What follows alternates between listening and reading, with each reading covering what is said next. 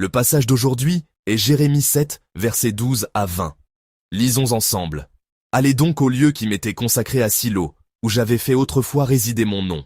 Et voyez comment je l'ai traité, à cause de la méchanceté de mon peuple d'Israël. Et maintenant, puisque vous avez commis toutes ces actions, dit l'Éternel, puisque je vous ai parlé dès le matin et que vous n'avez pas écouté, puisque je vous ai appelé et que vous n'avez pas répondu, je traiterai la maison sur laquelle mon nom est invoqué, sur laquelle vous faites reposer votre confiance, et le lieu que j'ai donné à vous et à vos pères, de la même manière que j'ai traité Silo. Et je vous rejetterai loin de ma face, comme j'ai rejeté tous vos frères, toute la postérité d'Éphraïm. Et toi, n'intercède pas en faveur de ce peuple, n'élève pour eux ni supplication ni prière, ne fais pas des instances auprès de moi, car je ne t'écouterai pas. Ne vois-tu pas ce qu'ils font dans les villes de Juda et dans les rues de Jérusalem? Les enfants ramassent du bois, les pères allument le feu, et les femmes pétrissent la pâte, pour préparer des gâteaux à la reine du ciel, et pour faire des libations à d'autres dieux, afin de m'irriter. Est-ce moi qu'ils irritent? Dit l'Éternel. N'est-ce pas eux-mêmes, à leur propre confusion? C'est pourquoi ainsi parle le Seigneur, l'Éternel. Voici, ma colère et ma fureur se répandent sur ce lieu, sur les hommes et sur les bêtes, sur les arbres des champs et sur les fruits de la terre. Elle brûlera et ne s'éteindra point. Amen.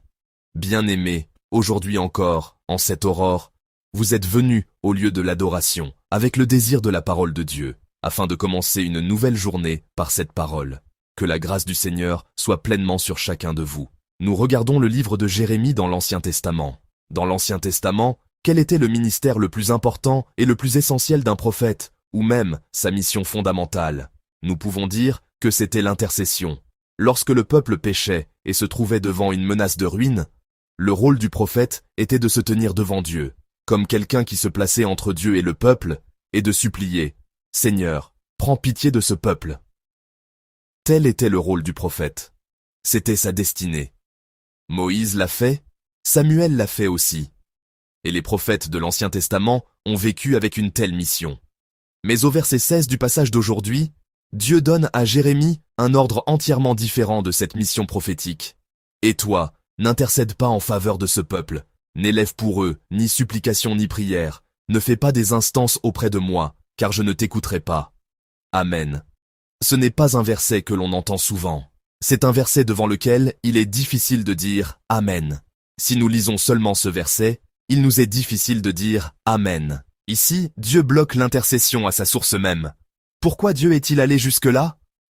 Le passage d'aujourd'hui expose les raisons, point par point, à travers un fait historique, et aussi à travers la réalité de la vie du peuple.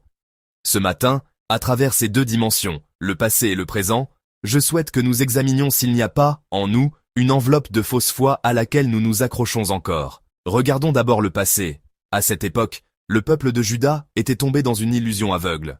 Cette illusion peut être appelée la théologie du temple.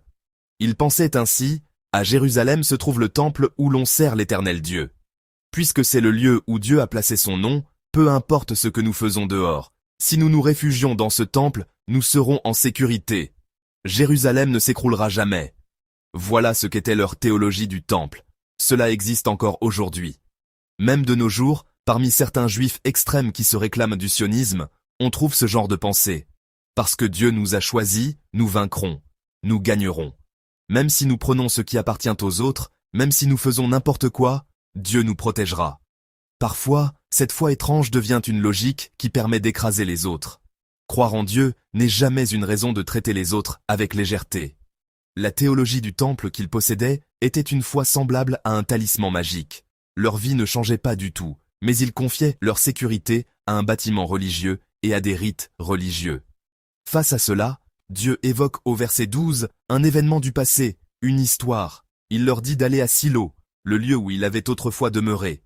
Le passage d'aujourd'hui dit « Allez donc au lieu qui m'était consacré à Silo, où j'avais fait autrefois résider mon nom, et voyez comment je l'ai traité à cause de la méchanceté de mon peuple d'Israël. » Quel genre de lieu était Silo? Après la conquête du pays par Josué, le tabernacle y fut installé. Jusqu'à l'époque du sacrificateur Élie et de Samuel, pendant près de 300 ans, l'arche de l'Alliance y demeura. C'était le centre de la foi d'Israël, le centre de sa spiritualité. Le sanctuaire de Silo était, pour ainsi dire, le précurseur du temple de Jérusalem. Mais vers 1050 avant Jésus-Christ, lorsqu'Israël se corrompit, Dieu utilisa la main des Philistins pour détruire entièrement ce saint sanctuaire de Silo. Au temps d'Éphraïm, le royaume du Nord, Dieu frappa également sans ménagement.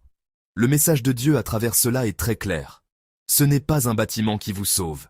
Même si le temple est splendide, même s'il porte le nom de Dieu, si ceux qui y adorent n'écoutent pas la parole de Dieu et continuent à faire le mal, comme le dit le verset 13, Dieu avertit qu'il détruira aussi le temple de Jérusalem, comme il a détruit Silo. C'est un avertissement redoutable.